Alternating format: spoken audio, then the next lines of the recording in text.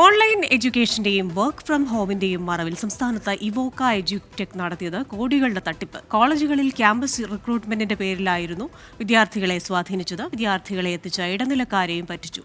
പണം തിരികെ ചോദിച്ചവർക്കെതിരെ വധഭീഷണി മുഴക്കുന്ന ശബ്ദ സന്ദേശം 24-ന് ലഭിച്ചു. ഇന്നലെ അറസ്റ്റിലായ പ്രതി രമിത്തിന്റെ ഭാര്യ ചിഞ്ചുവിന്റെ ശബ്ദ സന്ദേശമാണ് പുറത്തുവന്നത്. ഇപ്പൊ എല്ലാവരും പെട്ടെന്ന് തീർക്കണല്ലോ പേയ്മെന്റും കാര്യങ്ങളും. അതെ അതെ. ആരായിരിക്കില്ല ഇങ്ങനെ ഇഷ്യൂ ഉണ്ടാക്കുന്നത്? No idea. അവരുടെ കാര്യത്തിൽ തീരുമാനമാണ്. ഇതൊന്നും അറിയാത്തതാണ്.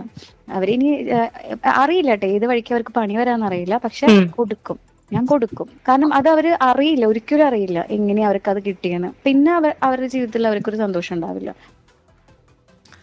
അമൽ സുരേന്ദ്രനാണ് കൊച്ചിയിൽ നിന്ന് വിശദാംശങ്ങളുമായി ചേരുന്നത്. അമലെ, ഗുഡ് മോർണിംഗ്. വലിയ ഭീഷണിയാണ്. ഇനി അവർക്ക് ജീവിതത്തിൽ ഒരു സന്തോഷവും ഉണ്ടാക്കി കൊടുക്കില്ല എന്നൊക്കെയാണല്ലോ പറയുന്നത്.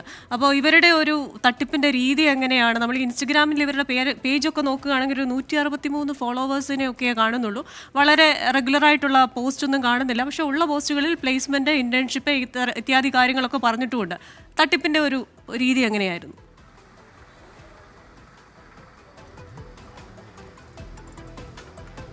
ക്രിസ്റ്റീന, നമ്മളിപ്പോൾ കേട്ട ശബ്ദ സന്ദേശത്തിന് മേലെയായിട്ട് കുറെ കൂടി കടത്തിപ്പറയുന്ന ശബ്ദ സന്ദേശങ്ങളെല്ലാം നമ്മുടെ പക്കലുണ്ട്.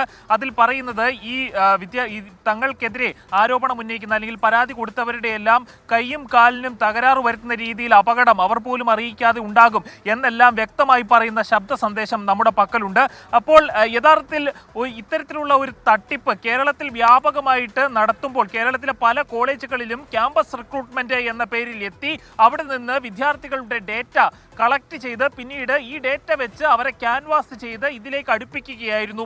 പിന്നീട് തങ്ങളുടെ ട്രെയിനിങ്ങിന്റെ ഭാഗമാകുന്ന ഇന്റേൺഷിപ്പ് നൽകാം എന്ന വാഗ്ദാനത്തിൽ മോഹിച്ച് ഇവിടെ എത്തുന്നവരെ ഈ കമ്പനിയിൽ ഇൻവെസ്റ്റ് ചെയ്യുവാൻ പ്രേരിപ്പിക്കുകയും അത്തരത്തിൽ ഇൻവെസ്റ്റ് ചെയ്തവർക്ക് അധിക ലാഭം കൊടുക്കാം എന്ന വാഗ്ദാനം നൽകുകയുമാണ് ചെയ്തത്. ഇത്തരത്തിൽ 23 ലക്ഷം രൂപയിലേക്കും മേലെയുള്ള തുകകളിൽ ഇത്തരത്തിൽ ഇൻവെസ്റ്റ് ചെയ്ത ആളുകളുണ്ട്.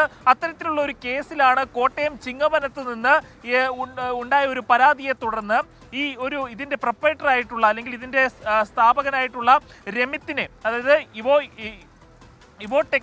ഇവോടെക്കിന്റെ സ്ഥാപകനായിട്ടുള്ള രമിത്തിനെ പോലീസ് ഇന്നലെ അറസ്റ്റ് ചെയ്യുന്ന സാഹചര്യം ഉണ്ടാകുന്നത്. ഇന്നലെ 24 ഈ വാർത്ത പുറത്തു കൊണ്ടുവന്നതിനെ തുടർന്ന് കൂടുതലായിട്ടുള്ള ആരോപണങ്ങൾ നമുക്ക് ലഭിക്കുകയുണ്ടായി. ഏതായാലും വധഭീഷണി അടക്കമുള്ള ആരോപണങ്ങളാണ് ഇതിൽ പങ്കെടുത്തിരുന്ന ആളുകളുടെ നേർക്ക് ഉണ്ടായിരുന്നത്.